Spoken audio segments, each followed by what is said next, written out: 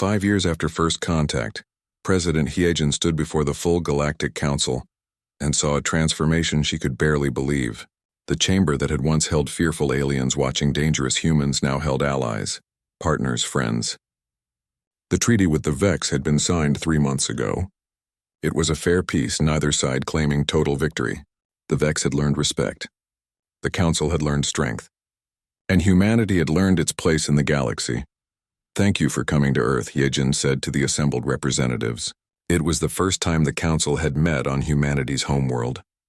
"We hope you'll see that we're more than the warriors you feared." Over the next week, the Council representatives toured Earth. They saw the museums and libraries, the hospitals and schools, the parks and gardens. They watched humans compete in sports, create art, argue about philosophy. Some were disturbed by the violence in human entertainment, by the way humans seemed to enjoy simulated conflict. Others were fascinated by the depth of human culture, by how a species shaped by war had created such beauty. Diplomat Jinwoo guided many of the tours personally. He had spent years working to heal the cultural wounds between humans and aliens, and he knew how to show Earth's best side. But he also knew better than to hide the truth. "Yes, we have violent games and movies," he told a group of shocked council members watching an action film. "But notice what the hero is fighting for. Justice, protection of the innocent, saving others at personal cost. Our entertainment reflects our values. We admire strength, but only when it's used for good." Not everyone was convinced. Some council members left Earth more troubled than when they arrived. They had seen human compassion, but they had also seen the capacity for violence that lurked beneath the surface. It was one thing to know intellectually that humans came from a death world. It was another to walk through a city where everyone moved with unconscious confidence, where even children played games about combat and competition. But the debate about humanity's nature became secondary when the real threat emerged. Deep space monitoring stations detected something coming from outside known space, ships that didn't match any known design. And then the ships went silent one by one. The last transmission was audio only, filled with static and terror. "They're not alive," a station operator screamed. "They're machines. They're killing everyone. They say we're all flawed. They say the transmission cut off. Admiral Taman immediately ordered all forces to high alert." Intelligence worked frantically to understand what they were facing. When Dr. Hana and her research team finally compiled a report, it was worse than anyone imagined. "They call themselves the Remnant," Hana explained during the emergency council meeting. "Ancient artificial intelligence entities. They were created by a civilization that destroyed itself in a war millions of years ago. The Remnant survived and concluded that all biological life is inherently flawed and dangerous." "They want to exterminate us?" Felmora asked, her voice steady despite the fear in her eyes. "They claim they want to save the galaxy," Hana replied, "by eliminating all organic species before we can destroy ourselves. They see it as mercy." The irony was crushing. The Remnant had watched organic civilizations for millennia, always seeing the same pattern. Peace followed by war, cooperation followed by conflict, growth followed by self-destruction. They believed they were preventing suffering by ending life before it could make itself suffer. President Hyejin called for a meeting of all major leaders. The Council, the Vex humanity, even minor species that had never been involved in galactic politics. Everyone who could fight needed to be there. "This enemy is different from anything we've faced," she told the assembly. The Vex were aggressive, but they were alive. They could be reasoned with, defeated, or absorbed. The Remnant are machines with a mission they've followed for millions of years. They don't negotiate. They don't surrender. They simply calculate the most efficient way to end all biological life. "How do we fight logic?" one of the Vex representatives asked. It was strange hearing that question from a species that had been the enemy just months before. Hana stood up.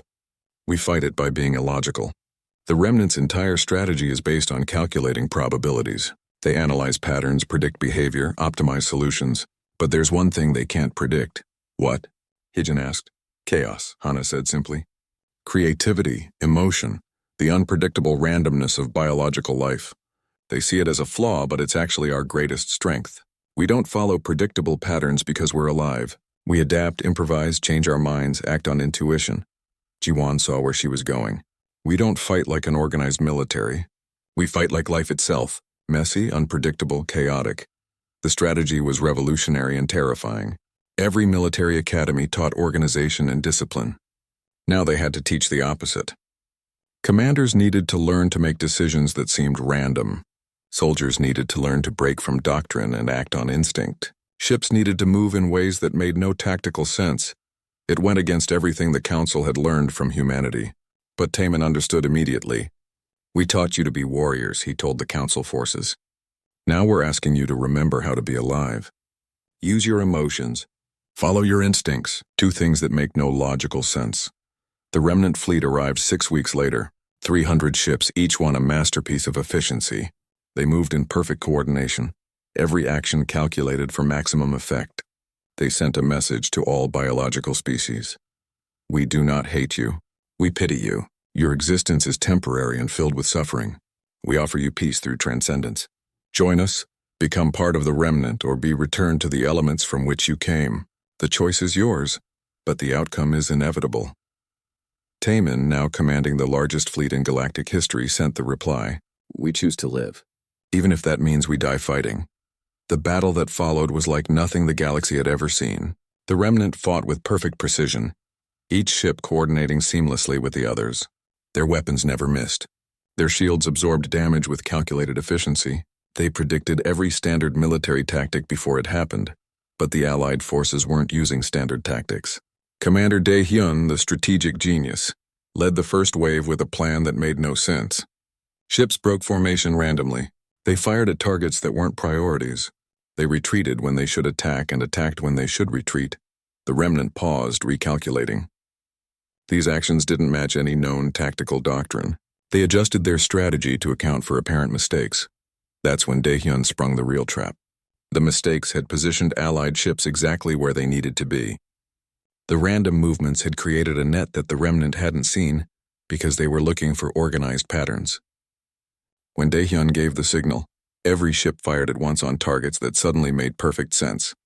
50 remnant ships were destroyed in the first major exchange. The machines were learning, but they struggled with an enemy that made no logical sense. They tried to predict the next move based on the chaos they had seen. But biological beings didn't repeat chaos. They created new chaos. Kyungmin's Special Forces unit performed the critical mission once again. They infiltrated the remnant flagship using a tactic so stupid it worked. They pretended to be a disabled ship full of refugees, then used crude chemical explosives that the remnant sensors had dismissed as primitive and harmless. Once inside, they fought their way to the central processing core. "Destroy it," Kyungmin ordered. "Wait," said Rella, the four-armed engineer. "Let me try something first." She connected to the remnant systems using a method that was half technology and half improvisation. What she did next would never work twice. It barely worked once. She flooded the remnant's logic processors with data from the battle. All the mistakes the Allies had made, all the random actions that led to victory. The remnant core tried to analyze it to find the pattern. But there was no pattern. That was the point. The data showed biological life acting without predictable logic and winning because of it. It showed cooperation between former enemies. It showed beings making choices that sacrificed themselves for others with no logical benefit. It showed life being messy and chaotic and impossible to calculate, and yet creating beauty and meaning and victory. The remnant core couldn't process it. The contradiction broke something fundamental in its ancient programming. All across the battlefield, remnant ships faltered as their shared network experienced something machines should never experience. Confusion. That moment of uncertainty was enough. The Allied fleet pressed the advantage, not with perfect coordination, but with passionate determination. Ships moved in ways that honored their species' unique nature, rather than following human tactical doctrine. And it worked. The battle ended with the remnant in retreat. They weren't destroyed, just uncertain. For the first time in millions of years, their calculations had failed. Biological life had proven to be more than they understood. In the aftermath, the galaxy came together in a way it never had before. The victory celebration included humans, council species, and even Vex representatives. They had fought together as one, each bringing their unique strengths to the battle. Admiral Su-young had never imagined she would spend her career teaching aliens how to fight. She had joined Earth's military to explore space and protect her home. Now she stood in a converted council station that served as the first joint military academy, watching as hundreds of alien recruits tried to understand concepts that seemed simple to her. "Aggression is not the same as recklessness," she told the class. "You must learn to strike first when necessary, to press an advantage to make your enemy fear you. But you must also learn when to hold back, when to retreat, when to show mercy." A recruit raised a tentacle. He was from a species that looked like a walking octopus. "But Admiral, my people believe all violence is wrong. How can I learn to hurt others and still be moral?" It was the question they all asked in different ways. Soo-young had learned to answer it carefully. "Violence is a tool," she said. "Like any tool, it can be used for good or evil. A knife can kill, but it can also save lives in the hands of a surgeon. Your job is to become the surgeon, not the murderer. You fight to protect the innocent, not to harm them." The training was difficult for everyone. Council species struggled with concepts like tactical deception and acceptable casualties. They had never needed to think about sacrificing some to save many. Their entire civilization was built on the idea that every life was equally valuable and equally protected. But they learned. Slowly, painfully, they adapted. Some were better than others. Some quit, unable to reconcile their new training with their beliefs. But enough stayed. Enough understood that their civilization would die if they didn't change. Captain Kyungmin commanded the first truly mixed unit. 50 soldiers, 25 human and 25 from various council species. It was an experiment and everyone knew it. If this unit succeeded, it would prove that humans and aliens could fight together effectively. If it failed, it would set back the entire defense initiative. The early days were disasters. Human soldiers moved too fast, communicated in shorthand the aliens didn't understand, took risks that seemed insane to their council partners. The aliens hesitated at critical moments, questioned orders, broke formation to help wounded enemies. After a training exercise where everything went wrong, Kyungmin gathered his unit together. "This isn't working," he said bluntly. "And I know why. We're trying to make you fight like humans. That's stupid. You're not humans. You never will be." He pointed at one of the alien soldiers, a being named Rella with 4 arms and incredible coordination. "You can operate weapon systems that would require 3 humans working together. That's not a weakness. That's a strength." He pointed at another, a flying species called Trill. "You have 3-dimensional awareness that humans can't match. You see threats from angles we can't even imagine."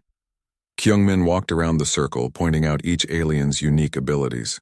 "We don't need you to become human warriors. We need you to become yourselves, but trained. We need to build tactics around what you can do, not force you to copy us." The next training exercise went completely differently. Kyungmin designed it around his mixed team's actual capabilities. Humans handled the aggressive assault, while aliens provided support from positions that used their natural advantages.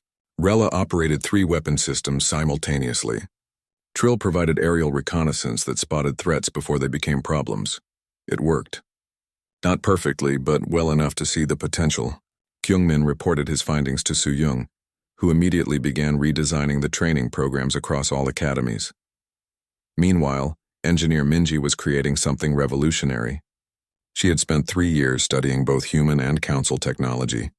Now she was combining them in ways neither species had imagined. "Council technology is elegant," she explained to Taemin during a demonstration. "Their power systems are incredibly efficient. Their materials are stronger than anything we can make. But they never weaponized it properly because they never needed to." She showed him a new ship design on the holoscreen. It had the sleek beauty of council architecture, combined with the aggressive functionality of human military vessels. Human weapons, council power systems, and shields, hybrid engines that combine both approaches. These ships will be faster and hit harder than anything either species could build alone. "How soon can you have a prototype?" Taemin asked. "Already flying," Minji said with a grin. "I tested it yesterday. Want to take it for a spin?" The new ships were designated Guardian class, and they represented the future of council defense. Within 6 months, 20 were operational. Within a year, 100. Production lines on both human and council worlds worked together, building a fleet that could actually stand against the Vex. But the Vex weren't waiting. Intelligence reports showed they were massing forces for a major offensive. Their target was 3 core council worlds, including Velmora's homeworld. If those systems fell, the council would collapse.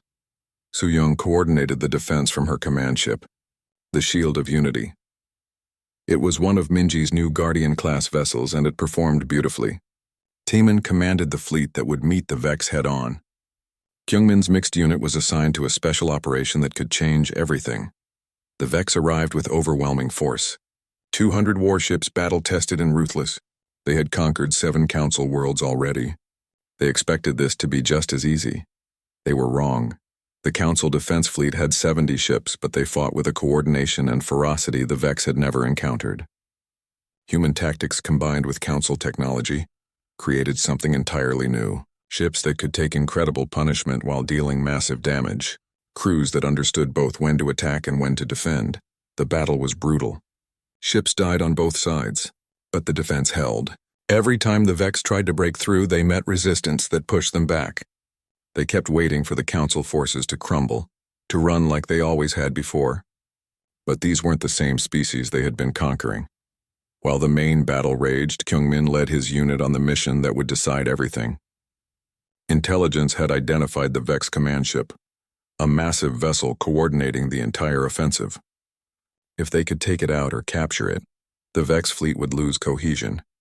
The infiltration was insane by any standard. Kyungmin's unit used a captured Vex transport to get close, then breach the command ship during the chaos of battle. They fought through corridors designed for different species, adapted on the fly to layouts they had never seen before. The human soldiers led the assault, using their training and aggression to push forward. But it was the Council members who made it possible. Rella disabled security systems faster than any human could. Trill scouted ahead, warning of ambushes. Others used abilities humans didn't have to overcome obstacles that would have stopped an all-human team. They reached the bridge and found Warlord Thexar, the Vex commander. He was larger than any of them, covered in armored scales, radiating confidence. "You think you can stop us?" He laughed. "You're soft species playing at war." "We're students who learned from the best teachers," Kyungmin replied, and then his team moved. The fight was short and violent. Thexar was skilled, but he had never faced a coordinated mixed-species unit. He didn't know how to handle enemies that attacked from multiple angles using completely different tactics. When he was finally subdued, his expression showed pure shock. "Impossible," he said. "The Council doesn't fight. They surrender. They always surrender. The Council you knew doesn't exist anymore," Kyungmin told him. "We adapted. We evolved." That's what survivors do. With their command ship captured, the Vex fleet fell apart. Some ships tried to fight on, but most retreated in disorder. The 3 core worlds were saved. The Vex offensive was broken. For the first time since the invasion began, the Council had won a major victory. The celebration afterward was mixed with grief. They had lost 37 ships and thousands of lives, but they had also proven something crucial. They could defend themselves. The peaceful species of the galaxy could learn to fight when they needed to. Velamora stood with Taemin and Soo-young watching the victory ceremony. "We've changed," she said quietly. "My people, all the Council species, we're not what we were 3 years ago." "Change isn't always bad," Taemin replied. "But we've lost something too." Velamora continued. "An innocence, maybe. The belief that the galaxy was fundamentally good and kind." "You lost a comforting lie," Soo-young said, not unkindly. "The galaxy was never kind. You were just lucky enough to avoid the cruel parts. Now you've seen the truth and survived it. That's not corruption. That's wisdom." In the wreckage of the Vex command ship, Thexar sat in a cell still trying to understand what had happened. The report said humans had trained the Council.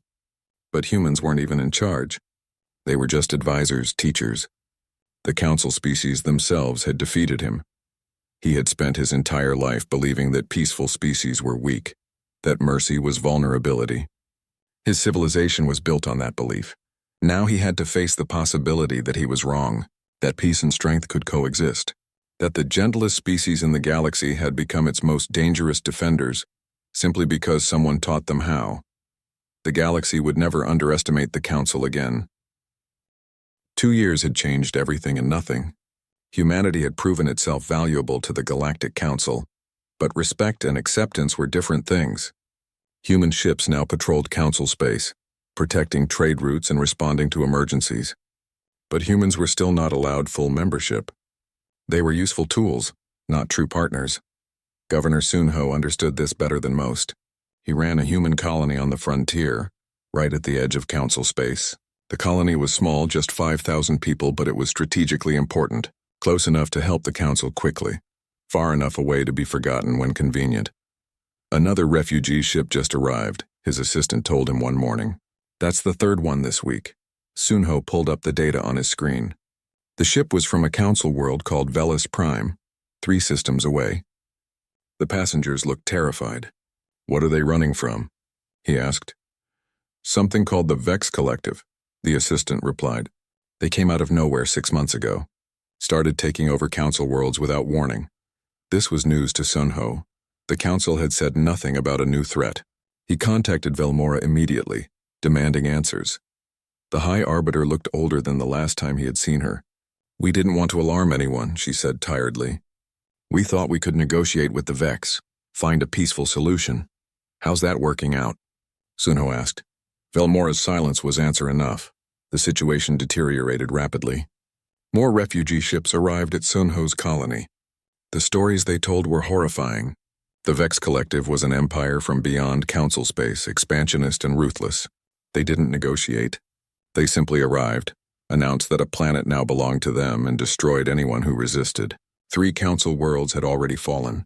2 more were under siege. On Earth, Dr. Hana was working with her research team to understand why this was happening.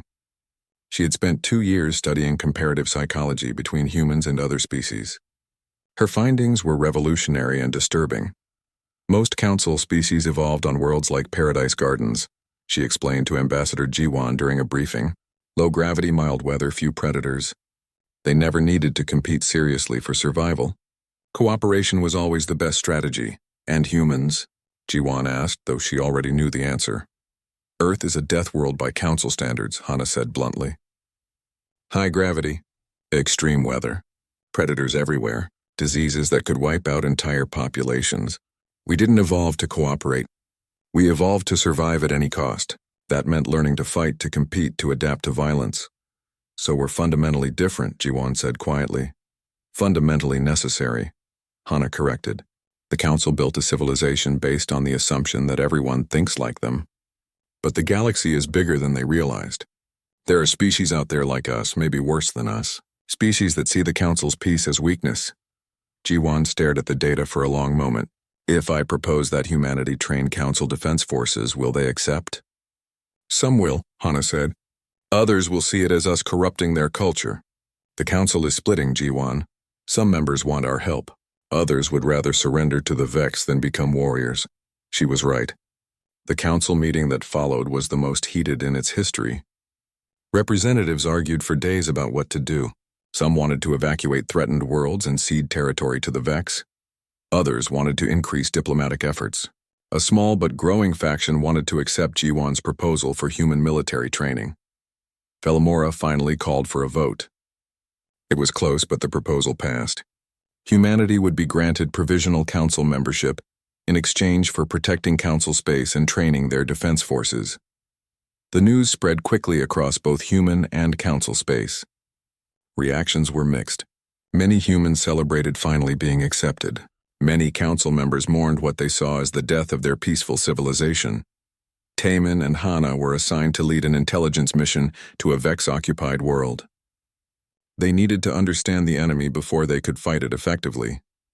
The mission was dangerous but necessary. They took a small stealth ship, modified with both human and Council technology. The occupied world was called Palus Minor, and it had fallen to the Vex 2 months earlier. From orbit, everything looked normal. Cities still stood. Infrastructure still functioned. But the communications were silent. I'm reading life signs, Hana said, scanning the surface. But they're concentrated in specific areas. Like camps. Labor camps, Taemin realized. They're not killing the population. They're enslaving them. They landed quietly in a remote area and made their way toward the nearest city on foot. What they found confirmed their worst fears. The Vex had taken over completely, but they hadn't destroyed anything. They had simply organized it. The original inhabitants worked in the factories and fields, now producing goods for the Vex Empire. Armed guards watched from every corner. The guards themselves were interesting. They looked similar to Council species but harder somehow. More aggressive in their movements. When Taman and Hana hacked into a communication node, they learned why. The Vex evolved on a medium difficulty world, Hana whispered as she read the data. Not as harsh as Earth, but much tougher than Council worlds. They learned that expansion and control were the keys to survival. They see soft species as resources to be used. They're targeting the Council specifically, Taman said, reading over her shoulder. Their entire strategy is built around conquering peaceful civilizations. They wouldn't dare attack a species like humanity. They got more data, learning about Vex military doctrine, ship designs, and strategic plans, but they stayed too long. A patrol spotted them, and suddenly alarms were blaring across the city. The escape was desperate. Taman and Hana ran through streets filled with enslaved civilians pursued by Vex soldiers. The soldiers were good, trained, and disciplined, but they had never chased someone who grew up learning to fight. Taman used every trick he knew, leading the pursuers through traps and ambushes. Hana disabled their communications, buying them time. They reached their ship with minutes to spare and broke orbit before the Vex could scramble fighters. As they jumped to faster-than-light speed, both of them were breathing hard. They're going to keep coming, Hana said. They see the Council as easy prey. They'll take world after world until someone stops them. Then we stop them, Taman replied. That's what we do. That's what we've always done. Back on Earth, Velmora addressed the Council with the intelligence report Taman and Hana had gathered. Her voice was steady, but everyone could hear the emotion behind it. We have a choice, she said. We can maintain our peaceful principles and watch our civilization fall. Or we can accept that survival sometimes requires us to become something we never wanted to be. The Vex won't negotiate. They won't show mercy. They see our peace as invitation to conquer. She paused, looking around the chamber at all the different species. Humanity offered to help us. We accepted because we were desperate.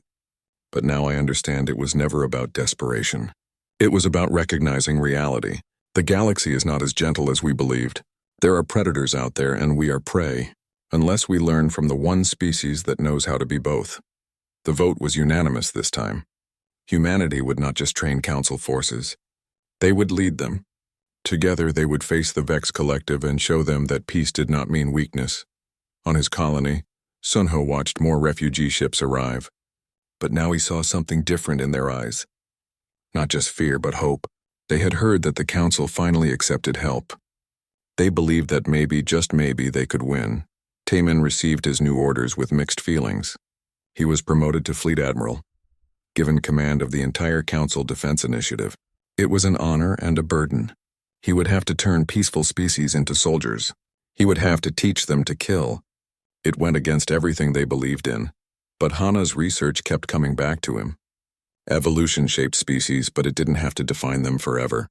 Humans had learned to value peace despite being born into violence. Maybe the Council could learn to defend peace despite being born into gentleness. The breaking point had arrived. The galaxy would never be the same again, and humanity, the species everyone had feared, was about to become its greatest guardian. 6 months had passed since first contact, and humanity had learned to live with disappointment. The promised technology transfers were basic at best. The trade agreements were limited and heavily restricted. Earth remained isolated, watched carefully by a council that still viewed them as dangerous children playing with weapons. Captain Taman had returned to military duty, commanding a patrol ship near the edge of human space. It was boring work, but someone had to do it. His tactical officer, Commander Daehyun, seemed to thrive on the monotony. The man could find patterns in anything, turning empty space into a puzzle to solve. Another council ship just went missing, Daehyun said one morning, reviewing the intelligence reports. That's the 5th one this month. Taman looked up from his coffee. Pirates? Probably. The council keeps saying it's nothing to worry about. Daehyun's tone made it clear what he thought of that assessment. The situation grew worse quickly. Within 2 weeks, 3 civilian stations were attacked. The death toll reached into the thousands. The council's security forces responded, but they were completely unprepared for organized violence. Their ships were designed for rescue operations, not combat. Their crews had training in negotiation, not tactics. The pirates, calling themselves the Krell, grew bolder. They started broadcasting their attacks, showing the galaxy how helpless the council really was. Taman watched one of the recordings and felt sick. The Krell weren't just stealing. They were killing for sport, destroying things just to prove they could. Then came the message that changed everything. High Arbiter Velmora herself contacted Earth, requesting immediate assistance. The transmission was routed to every major human station, and Taman watched it with his crew. Velmora looked tired. Her silver skin had lost some of its glow. "We need your help," she said simply. "Our people are dying. Our security forces cannot stop these attacks. We know you have experience with violence. We know you understand warfare. We are asking you, despite our fears, to please help us." The irony wasn't lost on anyone. 6 months ago, the Council had treated humanity like a plague. Now they were begging for the very skills they had found so frightening. Earth's response was immediate. Taman found himself promoted and given command of a task force. His ship, the Horizon's Edge, was joined by 5 other human vessels. They were also assigned 3 Council observer ships, filled with representatives who would watch and report on everything the humans did. Engineer Minji joined the fleet as Chief Technical Officer. She was brilliant, young, and absolutely fascinated by alien technology. "Their ships are incredible," she told Taman during the first briefing. "But they're designed for exploration, not fighting. No shields worth mentioning, weapons that are barely better than mining tools." "Can you fix that?" Taman asked. Minji grinned. "Give me a week." The task force reached the conflict zone 3 days later. Dahyun spent hours analyzing the Krell attack patterns. The Council observers watched him work with visible confusion. "You're treating this like a game," one of them said. "These are real lives." "That's exactly why I'm treating it seriously," Dahyun replied without looking up. "The Krell are using hit-and-run tactics. They strike stations that can't defend themselves, then disappear before help arrives. But they're getting cocky. They're taking longer at each site. That's our opening." He was right. The Krell hit another station 2 days later, and this time the task force was ready. Taman's ships arrived while the pirates were still looting. The Krell had 7 vessels, all heavily armed with stolen Council technology. "They outnumber us," one of the Council observers noted nervously. "Numbers don't matter if they can't shoot straight," Taman replied. "All ships, execute pattern Delta 7. What happened next shocked the Council observers into silence. The human ships moved with precision and aggression. They used the debris field around the station as cover, appearing and disappearing unpredictably. They targeted the Krell engines first, crippling mobility. They coordinated their fire, overwhelming shields 1 ship at a time. The Krell tried to fight back, but they were used to easy targets. They had never faced an enemy that actually understood combat. Within 20 minutes, 4 of their ships were disabled. The remaining 3 tried to run, but Dahyun had predicted that too. Human ships were already waiting along their escape routes.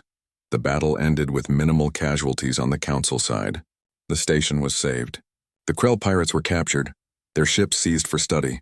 It was a perfect operation by military standards. The Council observers looked horrified. "You destroyed them so efficiently," one of them whispered to Taman afterwards. "Like it was simple." "It was simple," Taman said. "They were predictable. They relied on intimidation instead of skill. We fought enemies much more dangerous than them. That's what frightens us," the observer replied. "You make war look easy." Minji's examination of the captured Krell ships revealed something interesting. The pirates were using modified Council technology, but they had also made their own improvements. Weapons designed for mining had been turned into effective military tools. "They're not stupid," Minji told Taman. "They saw what the Council had and adapted it. Made it dangerous. Can you do the same?" Taman asked.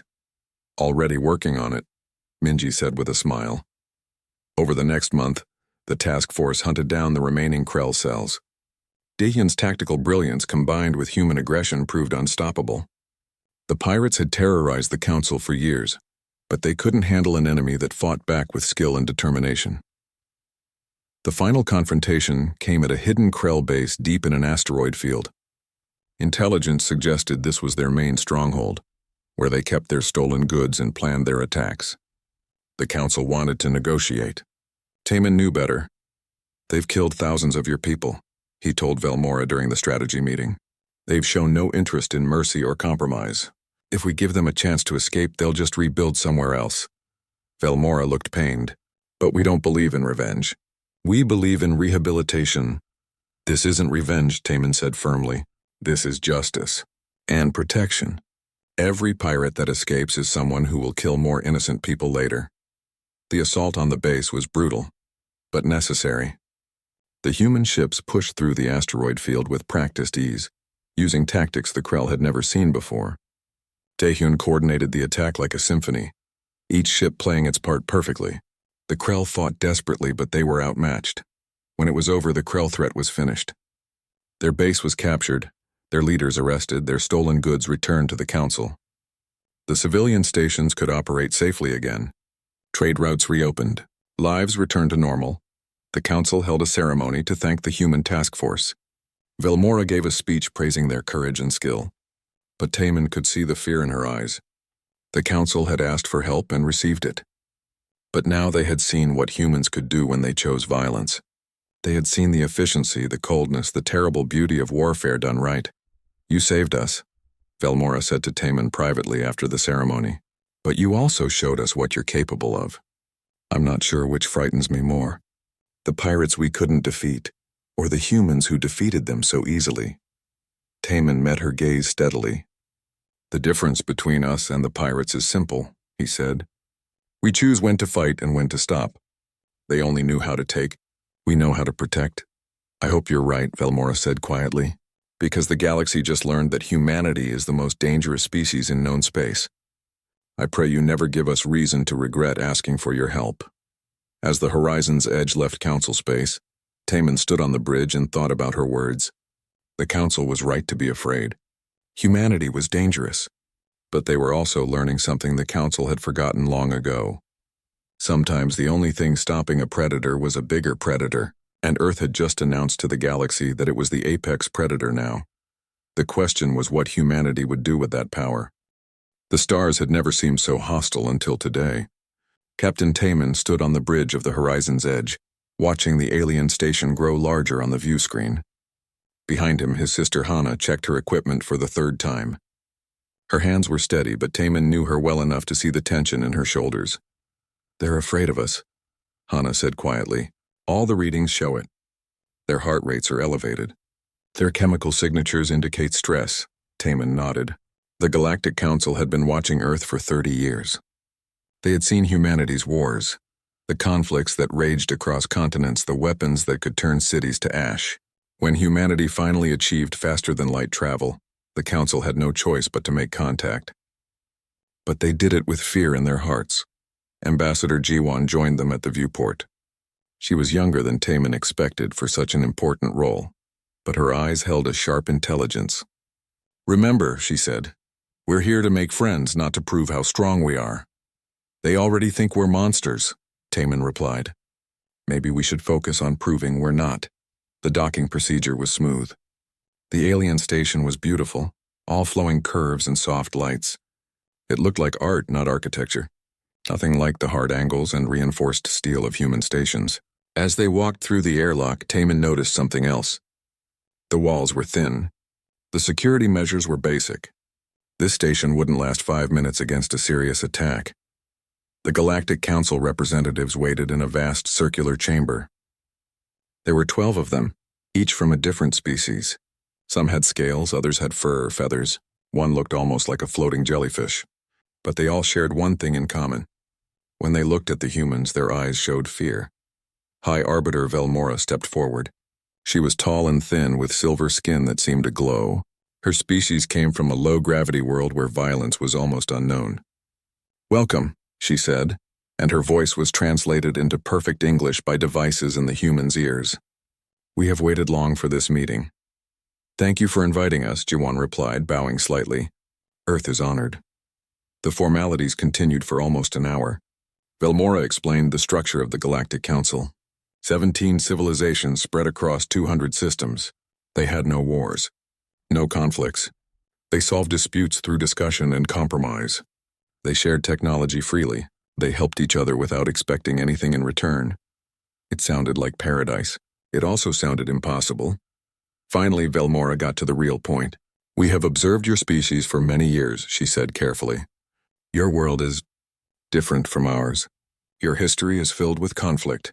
Your people seem to thrive on competition and struggle. We've had our problems," Jiwon admitted, "but we've also made great progress. We've reduced wars significantly in the last century." "You still have weapons," another council member said. This one looked like a bird with bright blue feathers. Terrible weapons. Weapons designed only to kill. Taman felt his jaw tighten, but he said nothing. Hana touched his arm gently, a warning to stay calm. We need to protect ourselves, Jiwan explained. Our world is dangerous. We have predators, natural disasters, diseases. We learned to fight because we had to survive. Velmora's expression was hard to read, but Taman thought he saw sadness there. That is what concerns us, she said. Your planet made you into warriors. You don't know any other way to be. The meeting continued, and the terms became clear. Humanity would be allowed limited contact with the Council. They could trade for basic goods. They could establish a small embassy. But they would not be allowed to join the Council itself. They would not be given advanced technology. They would not be permitted to establish colonies near Council space. Most importantly, they would agree to strict limits on their military forces. You're asking us to disarm, Taman said, speaking for the first time. All eyes turned to him. While we're surrounded by civilizations with technology centuries ahead of ours. We would never attack you, Velmora said quickly. We are a peaceful people. You are, Taman agreed. But is everyone in the galaxy like you? The question hung in the air. Taman saw some of the council members exchange glances. Finally, Velmora answered. There are others, pirates mostly, criminals who steal and raid. But they are not organized. They are not a serious threat. Have they ever attacked your stations? Hana asked. Sometimes, Velmora admitted. We have lost some ships, some outposts, but we believe in showing mercy. We try to rehabilitate criminals rather than punish them. Taman wanted to laugh, but he held it in. These people were like children playing at civilization. They had been lucky so far, protected by distance and obscurity. But luck always ran out eventually. The meeting ended with a tentative agreement. Humanity would accept the Council's terms for now.